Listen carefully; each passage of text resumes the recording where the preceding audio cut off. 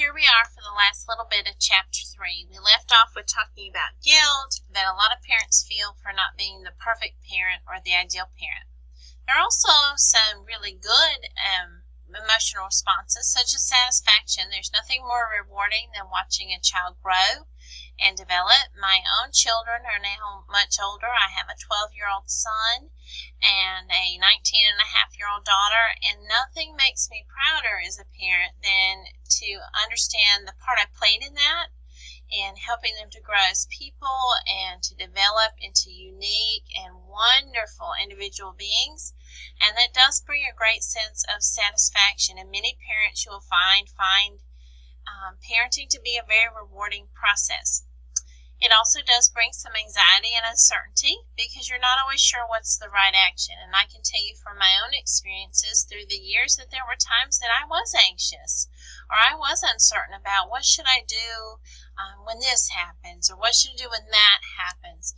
And certainly many parents and loved ones will come to you for support, perhaps advice or opinions on what to do when they're having those types of feelings as well. There is a very real concern in caring for the child, and most of the time I would like to think and I would like to say that most children experience a strong emotional connection with their loved ones, that most children are attached and most children have that strong bond of love and genuine care and affection towards their parents. Now we know that that doesn't always work out for all children.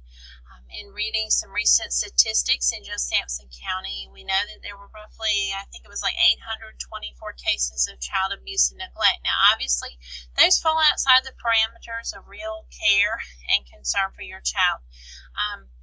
Certainly, those are the outside part. But for the rest of the children in our entire county, they most likely experienced in 2014 a really great bond with their loved ones. And so hopefully that will be the case for the children that you take care of and that you teach. In finishing out this chapter, just kind of the closing summary, I want you to be sure that you understand that parenting is a really complex job. It is not as easy as it looks. It involves and interferes with all the other adult roles that we have in our lives. And certainly it's an emotional experience.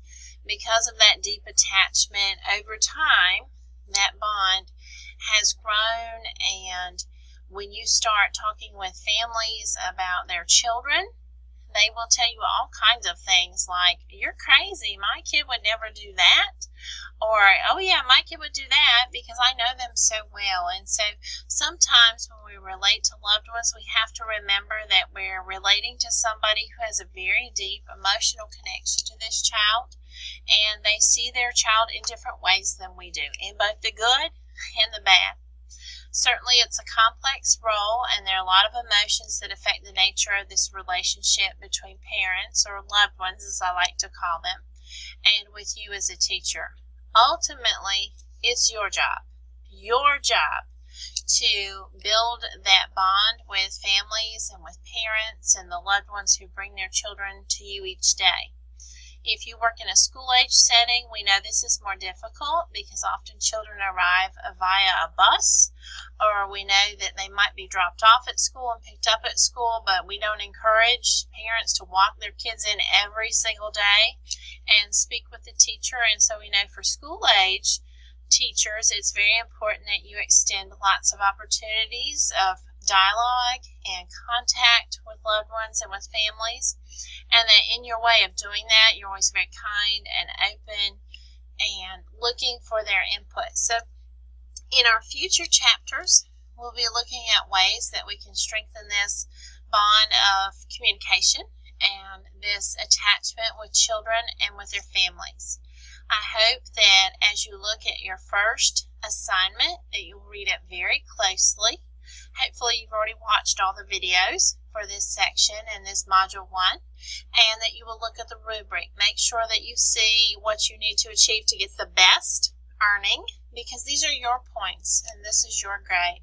And ultimately, you learn what you choose to learn in this class, and so I hope that you'll make the most of each situation. If you have questions about your first assignment, please be sure to email me or call me or stop by my office and see me. I'll be happy to answer those as quickly as I can, and I look forward to talking to you soon. Bye-bye.